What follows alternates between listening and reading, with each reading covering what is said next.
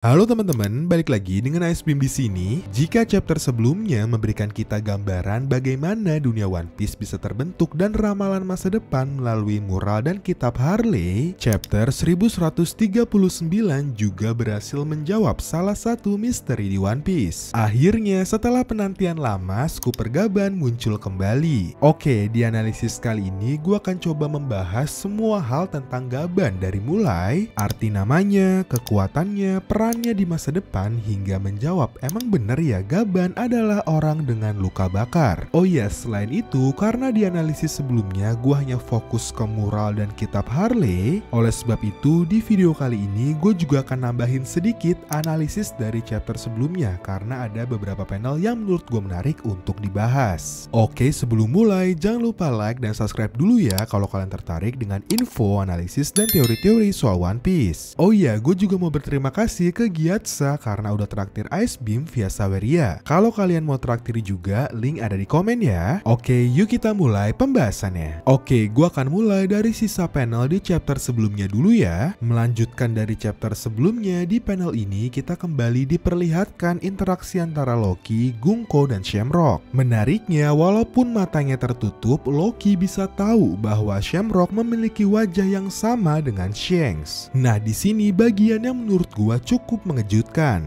Di sini Shamrock mengatakan bahwa Shanks adalah saudara kembarnya. Shanks pernah kembali ke Merijoa, tapi karena Shanks sudah terlanjur menyukai dunia bawah atau dunia orang biasa, Shanks memutuskan untuk tidak menjadi Celestial Dragon. Dari statement ini langsung muncul pertanyaan, kapan sih Shanks kembali ke Merijoa? Apakah orang yang bertemu dengan Gorosei pada saat Levelly ternyata benar-benar Shanks? Asumsi ini jadi menguat karena beberapa alasan. Pertama, pakaian dan jenggot dari orang ini lebih mirip dengan Shanks dibanding Shamrock. Coba kalau kalian perhatiin, jenggot Shanks itu nggak full, sedangkan jenggot Shamrock itu full dan lebih mirip brewok. Selain itu, kalau kita perhatiin kerah bajunya ini juga lebih mirip nih dengan Shanks dibanding Shamrock. Ya, tapi sebenarnya bukti ini tuh nggak cukup kuat karena bisa aja kan Shamrock ganti baju dan cukur jenggot. Nah, tapi ada satu lagi nih yang bikin gua sedikit yakin.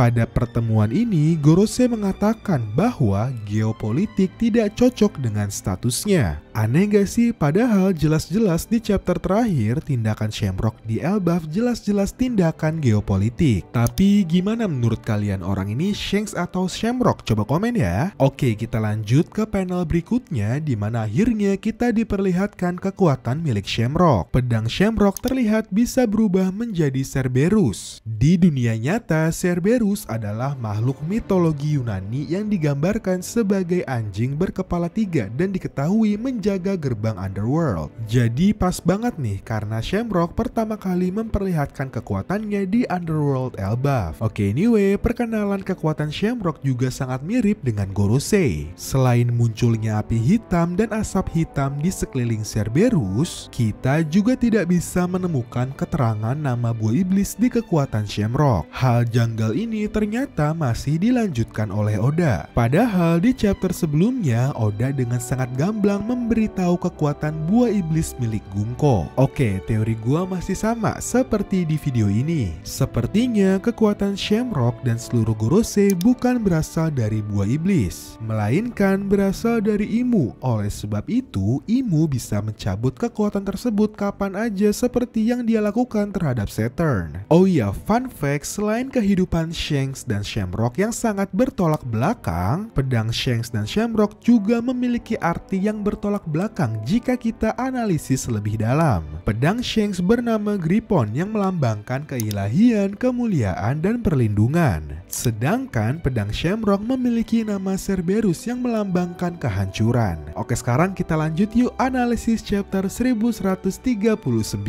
Seperti biasa, gue akan mulai dari cover story dulu. Di sini terlihat Wushu diceritakan berhasil menangkap dua pemberontak. Awalnya gue pikir dua orang ini adalah Yamato dan Speed. Tapi kalau kalian perhatiin lagi siluetnya, orang ini terlihat seperti Page One dan Ulti jika dilihat dari jubah dan tanduknya. Jika asumsi ini benar, ada kemungkinan bahwa Woozwoo tidak lagi berada di pihak Beast Pirates. Sepertinya dia ingin membuat dinastinya sendiri. Oh iya, selain itu, jika memang benar dua orang ini adalah Page One dan Ulti, kita sudah mendapatkan kabar 4 dari 6 anggota Tobiropo semenjak berakhirnya arc Wano. Woozwoo, Page One, dan Ulti ada di markas ini. Nah, sedangkan Drake sudah keluar dan terakhir terlihat sedang dalam masa penyembuhan. Dua anggota sisanya yang belum terdengar kabarnya adalah Black Maria dan Sasaki. Oke, kita lanjut ke cerita utama ya. Luffy, Zoro, Nami, dan Road masih mencari kunci untuk membebaskan Loki.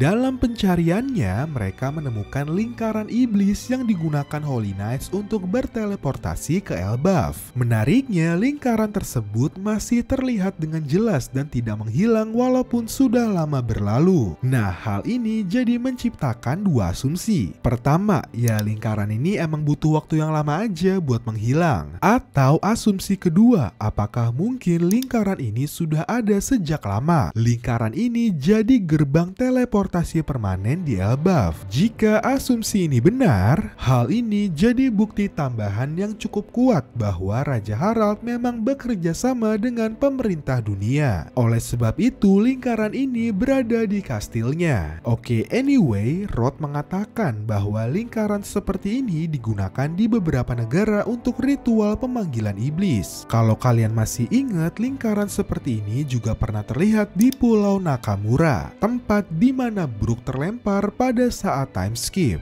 Jika kita kembali ke arc Egghead dan kita coba bandingin di lingkarannya, jelas ada sebuah perbedaan di sini. Lingkaran yang dipakai Gorose memiliki angka, sedangkan lingkaran ini tidak memiliki angka. Asumsi gue, lingkaran yang digunakan Holy Knights hanya berfungsi sebagai alat teleportasi aja. Sedangkan lingkaran yang digunakan Gorose memiliki fungsi tambahan, yaitu dalam tanda kutip memanggil iblis. Oleh sebab itu, seluruh Gorose di Egghead hadir dalam wujud iblis. Dengan adanya info tambahan ini, gue jujur makin yakin nih kalau kekuatan Gorose bukan berasal dari buah iblis. Sepertinya Imu tuh punya metode khusus dengan cara memanfaatkan ilmu sihir untuk memberikan seluruh Gorose dan beberapa Holy Knights kekuatan iblis. Oh iya, selain itu, kalau kalian perhatiin panel ini, kita bisa melihat ada beberapa bekas cakaran di dinding. Jika kastil ini adalah tempat pertarungan antara Loki dan ayahnya Harald, apakah mungkin cakaran ini berasal dari buah iblis legendaris yang dicuri Loki? Oke, anyway, ketika sedang berbicara tentang lingkaran iblis, tiba-tiba sepasang kapak besar muncul. Kapak tersebut milik seseorang yang hampir selalu muncul di seluruh teori One Piece, Scooper Gaban.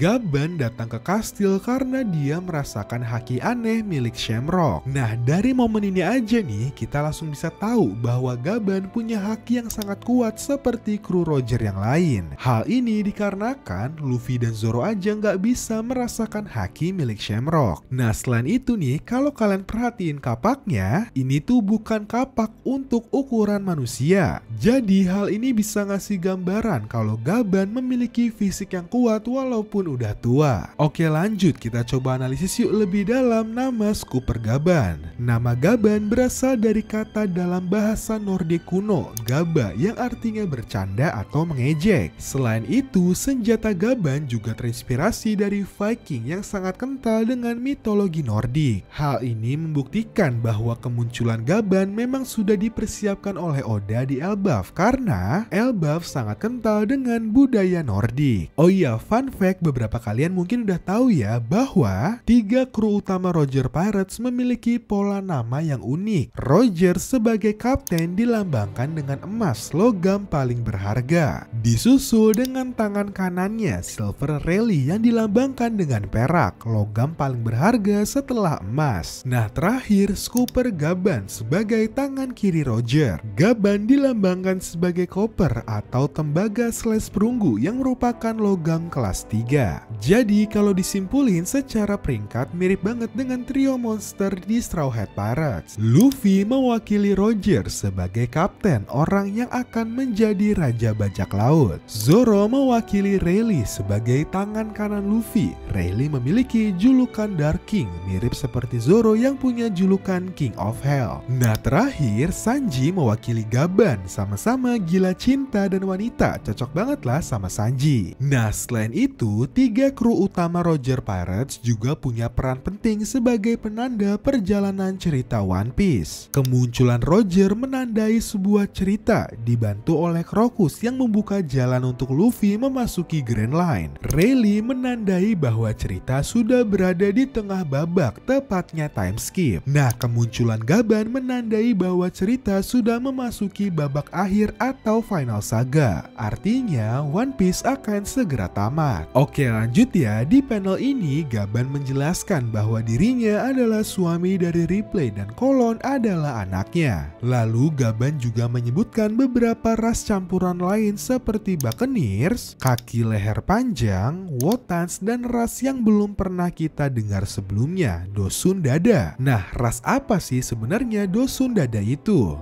Jujur satu-satunya clue yang gue dapetin adalah kata Dosun pada Dosun Dada merujuk pada suara yang dihasilkan oleh palu. Apakah mungkin ras ini memiliki hubungan dengan palu? Oke lanjut ke pembahasan terakhir. Apakah Scooper Gaban adalah orang dengan luka bakar yang menyimpan rod poneglyph terakhir? Jujur gue pribadi kurang yakin sih sebenarnya, karena ada beberapa bukti yang memperlemah asumsi ini. Sebagai pengingat, ciri-ciri orang yang menyimpan rod poneglyph adalah: pertama, punya luka bakar, kedua, kapalnya hitam, dan ketiga, bisa menenggelamkan musuhnya dengan pusaran air. Dari perkenalan Gaban, kita tahu bahwa salah satu keunggulan Gaban adalah haki. Jadi sepertinya memang Roger Pirates tidak memiliki buah iblis. Jadi agak sulit sih membayangkan kalau Gaban bisa membuat pusaran air. Kecuali nih ada metode lain yang selama ini kita nggak tahu. Lalu kedua, dari penjelasan Lavitt kita bisa menyimpulkan bahwa orang dengan luka bakar adalah pengembara. Dia sering berlayar di lautan, bukan orang yang menetap di suatu tempat. Nah, sedangkan kalau kita lihat Gaban, dia sudah tinggal di Elbaf selama 20 tahun. Jadi sepertinya Gaban bukan tipe yang sering berlayar. Dia lebih memilih tinggal bersama anak dan istrinya. Ya, tapi lagi-lagi ini cuma asumsi aja, karena mungkin aja kan Gaban pernah sekali berlayar, tepatnya pada saat mengunjungi Crocus. Oke, kita tunggu aja lah ya siapa pria dengan luka bakar sebenarnya. Atau kalian bisa komen aja, kalian setuju nggak kalau Gaban adalah orang dengan luka bakar? Oke, terakhir sepertinya di chapter berikutnya Luffy akan bertarung melawan Gaban untuk membuktikan bahwa dirinya cukup kuat untuk mengendalikan Loki. Nah, mengingat masih ada lingkaran iblis di sini, apakah anggota Holy Knights yang lain akan muncul di kastil ini juga, mengingat Shamrock dan Gunko berencana memanggil anggota yang lain? Jika benar, gue cukup yakin bahwa Gaban akan mengenali salah satu anggota Holy Knights, karena seperti yang kita tahu, Gaban pernah berada di God Valley. Oke, itu dia seluruh analisis dan teori pada One Piece chapter 1139. Komen aja kalau kalian masih punya pertanyaan ya. Terima kasih sudah nonton video ini. Jangan lupa like, comment, share, dan subscribe supaya gue makin semangat bikin video.